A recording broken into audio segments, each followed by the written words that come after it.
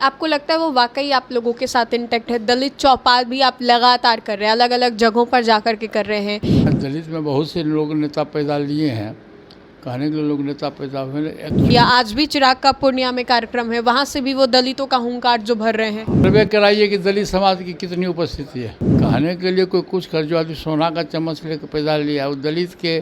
तो लग रहा है क्या इस बार वो मुख्यमंत्री बनेंगे? अनंत सिंह तो कह रहे कि 3 झोंक कभी नीतीश जी रहेंगे। कि उसका रुझान है सत्ता परिवर्तन। उनके 20 वर्षों से एक व्यक्ति की सरकार है, एक पार्टी की सरकार है। लॉ एंड ऑर्डर नाम की चीज़ नहीं है। महंगाई चरम सीमा पर है, भ्रष्टाचार चरम सीमा पर है। क्या आपका मन नहीं करता बिहार के सीएम बनने का? बहुत सारे जो नेता हैं वो कहते हैं कि सीएम हो। बीजेपी में सम्राट चौधरी को देखा जाता है। ऐसा है मतलब कि हम। नमस्कार, आप देख रहे हैं देशवा न्यूज। आपके साथ मैं हूँ राजनंदिनी। बिहार के पूर्व मुख्यमंत्री भोला पासवान शास्त्री जी की आज जयंती जो है वो मनाई जा रही है। इसको लेकर के सभी राजनेताओं ने अपने सोशल मीडिया हैंडल पर इस जयंती को लेकर के जानकारी दी और मनाया भी। इस वक्त हमारे साथ बातचीत करने के लिए आरएलजेपी प्रमुख पशुपति कुमार पारस हैं। अन्य राजनीतिक मुद्दों पर भी बातचीत करेंगे, लेकिन आज यहाँ पर भी जो जयंती है वो मनाई गई। पारस जी, बिहार के पूर्व मुख्यमंत्री भोला पासवान शास्त्री जी की जयंती को आज आप लोगों ने भी मनाया। जी, स्वर्गीय शास्त्री जी का जन्म 1914 ईस्वी में आज के ही दिन पूर्णिया जिले में एक गरीब दलित परिवार में उनका जन्म हुआ था। उनकी शिक्षा दीक्षा रहन सहन बहुत सामान्य ढंग से हुआ, चूँकि गरीबी से वो किसी तरह से अपनी पढ़ाई लिखाई किए। शास्त्री जी का डिग्री भी उनको मिला, पीएचडी भी उन्होंने की, और बिहार में 3 बार स्वर्गीय भोला पासवान शास्त्री बिहार के 3 बार मुख्यमंत्री बनने का उनका सौभाग्य हुआ। और बहुत ही ईमानदार व्यक्ति के रूप में उनकी पहचान हुई और बिहार के विकास में उन्होंने काफ़ी योगदान किया। और ख़ास करके दलित समाज के उत्थान की बात उन्होंने की। आज के दिन उनका जन्म हुआ था और 70 वर्ष की उम्र में 1984 में 10 सितंबर 1984 को उनकी मृत्यु हुई थी। पूरा बिहार, जिस दिन उनकी मृत्यु हुई थी, पूरा बिहार में शोक का लहर था। आज हम लोग के बीच में नहीं है, लेकिन उनका यश, उनकी कृति दलित समाज में, शोषित समाज में, पिछड़ों समाज में आज भी उनके काफ़ी संख्या में बिहार के प्रशंसक लोग हैं। और उसमें हमारी पार्टी भी है, हमारा दलित सेना भी है, क्योंकि हमारे समाज से वो आते थे। और आज हम लोग के बीच में नहीं है, फिर भी मैं ईश्वर से प्रार्थना करता हूँ कि जहाँ कहीं भी उनकी आत्मा हो, ईश्वर उनके आत्मा को सुख शांति प्रदान करे। पारस जी, आप लोगों के वो समाज से आते थे, लेकिन दलित के जो लोग हैं, दलित समाज के लोग, आपको लगता है वो वाकई आप लोगों के साथ इंटैक्ट है? दलित चौपाल भी आप लगातार कर रहे हैं, अलग अलग जगहों पर जाकर के कर रहे हैं। इधर चिराग भी आज सभा कर संबोधित कर रहे हैं। देखिए, हमारी राजनीति की उत्पत्ति उसी समाज से हुई है। दलित समाज में हम लोग पैदा लिए और बहुत खगड़िया जिला के सरवनी गांव है, उस ज़माने में जिसमें हम लोग पैदा लिए थे, उसमें उस ज़माने में गांव में न रोड था, न बिजली था, न सड़क था। पैदल हम लोग आते जाते थे और स्कूल की व्यवस्था नहीं थी, पढ़ाई लिखाई कुछ नहीं था।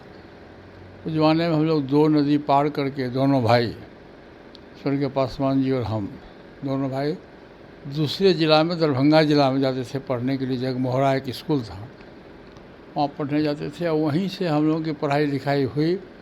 हमारे पिताजी कबीर पंथ के अच्छे संत थे और उनकी इच्छा थी कि हम तीनों बेटे को पढ़ाएं लिखाएं और देश के मानचित्र पर ले जाएं। और वो कबीर पंथ के अनुयायी थे और ईश्वर की इच्छा हुई कि एक साधारण गांव में पैदा लेने वाला व्यक्ति, एक परिवार से तीनों भाई हम लोग मेंबर ऑफ पार्लियामेंट हुए। और हमारी राजनीतिक शुरुआत ही स्कूली लाइफ से ही राजनीतिक शुरुआत हुई है। समाज में जो शोषित है, पीड़ित है, दलित है, पिछड़ा है, अक़लियत के जो लोग हैं, उसको समाज के मुख्य धारा में हम कैसे जोड़ें, ये हमारी पार्टी की प्राथमिकता रही और हमारी भी प्राथमिकता है। उसी के आधार पर स्वर्गीय पासवान जी ने 1983 में दलित सेना का गठन किया था और उस ज़माने में दलितों पर भयंकर अत्याचार हुआ करता था और उस ज़माने में छुआछूत की भावना अधिक थी। दलित समाज से लोग नफरत करते थे, सामने में लोग कुर्सी पर बैठने नहीं देता था उसको। स्वर्गीय पासवान जी के नेतृत्व में जब दलित समाज का ये हुआ, दलित सेना का जब गठन हुआ, उसको हम लोगों ने उस अभियान को पूरे देश में चलाया और उसमें काफ़ी सफलता भी मिली। फिर 28 नवंबर 2000 ईस्वी को हमारी पार्टी का गठन हुआ, लोक जनशक्ति पार्टी का गठन हुआ। उसमें भी हमारा जो पार्टी का संविधान है, संविधान ये लिखता है कि शोषित दलित पिछड़ों की पार्टी है और उसके हित की बात हम करते हैं। आज दलित में बहुत से लोग नेता पैदा लिए हैं, कहने के लिए लोग नेता पैदा हुए, एक्चुअली दलित का रहमुना आप बिहार के राजनीतिक जीवन में आप देखिए, 48 वर्ष से आप उठा के देखिए तो आपको पता चलेगा कि बिहार में सही में दलित समाज के उत्थान की बात कौन करता है। मैं अपने मन से अपनी मुँह की बड़ाई नहीं करूँगा, लेकिन हमारा ये सोच है कि जितनी सेवा हमने 48 वर्ष के राजनीतिक जीवन में मैंने किया है और जब तक मैं जिंदा भी रहूँगा तब तक उस समाज के लोगों के हित की बात मैं करते रहूँगा। आप तो कर ही रहे, दलित चौपाल तो आप कर ही रहे हैं, लगातार हम लोग भी कवर कर रहे हैं, लेकिन जहाँ जहाँ जा रहे हैं चिराग कह रहे कि दलित के लिए हम लोगों ने काम किया। आज भी चिराग का पूर्णिया में कार्यक्रम है, वहाँ से भी वो दलितों का हुंकार जो भर रहे हैं। आप पूर्णिया में कार्य करने में उसमें आप सर्वे कराइए कि दलित समाज की कितनी उपस्थिति है। आप सर्वे करा लीजिए कि सफ़ेद धोती कुर्ता वाले कितने लोग हैं और गरीब तबका के लोग कितने हैं, उससे आपको आइडिया मिल जाएगा। कहने के लिए कोई कुछ कर, जो आदमी सोना का चम्मच लेकर पैदा लिया और दलित के उत्थान की बात करता हो और दलित के दुख दर्द में भाग लेता तो खुशी की बात है, लेकिन मुझको नहीं लगता है कैसा हुआ। तेजस्वी भी बिहार अधिकार यात्रा पर हैं, खत्म हो गया अधिकार यात्रा, तो लग रहा है क्या इस बार वो मुख्यमंत्री बनेंगे? अनंत सिंह तो कह रहे कि 3 झोंक कभी नीतीश जी रहेंगे। देखिए अब अनंत सिंह जी क्या कह रहे हैं, आप क्या कह रही हैं, मैं क्या कह रहा हूँ मैं नहीं जानता, लेकिन बिहार की जनता सर्वोपरि है। और ये पर्व जो होता है धर्म के आधार पर, जात के आधार पर जो पर्व होता है, साल में एक बार होता है, होली, दशहरा, बकरीद, ईद जो भी हो, लेकिन ये पर्व 5 वर्ष में एक बार होता है। ये बहुत ही महत्वपूर्ण पर्व है। बिहार का विकास कैसे हो, स्टेट का विकास कैसे हो, इस पर बिहार की जनता को ईमानदारी पूर्वक सोचना होगा। और मैं जो 30-32 जिला का मैं भ्रमण किया अपने पार्टी के सम्मेलन में, तो मैं जो देखा पूरे बिहार के लोगों का रुझान कि उसका रुझान है सत्ता परिवर्तन। क्योंकि 20 वर्षों से एक व्यक्ति की सरकार है, एक पार्टी की सरकार है, लेकिन जितना बिहार का विकास होना चाहिए उतना बिहार का विकास नहीं हुआ।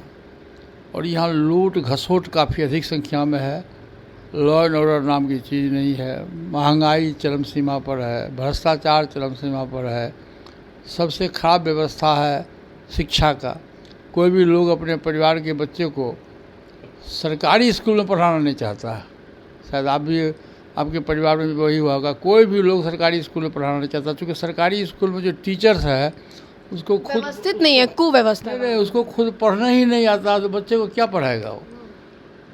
तो ये व्यवस्था परिवर्तन की ज़रूरत है। और निश्चित रूप से नवंबर में जो विधानसभा का चुनाव होगा तो निश्चित रूप से महागठबंधन की सरकार बिहार में बनेगी। महाराज जी बस एक आखिरी सवाल, आज तक पूछे नहीं, बट क्या आपका मन नहीं करता बिहार के सीएम बनने का? बहुत सारे जो नेता हैं वो कहते हैं कि सीएम हो। बीजेपी में सम्राट चौधरी को देखा जाता है। ऐसा है मतलब कि हम